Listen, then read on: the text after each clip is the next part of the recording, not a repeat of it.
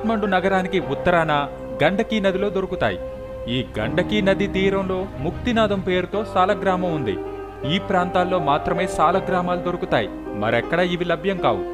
సంస్కృతంలో శిలగా మారిన శలభమే సాలగ్రామం అంటూ నిర్వచనం చెప్తారు. సాలగ్రామం ఎంత ఎక్కువ సంవత్సరాలు గడిస్తే అంత మహత్తరమైంది, అలాగే ఎంత చిన్నదైతే అంత గొప్పది.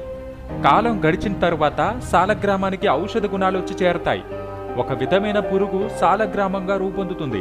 అయితే కొన్ని వేల సంవత్సరాలు గడిచిన తరువాత మాత్రమే అది రాయిలా గట్టిపడుతుంది.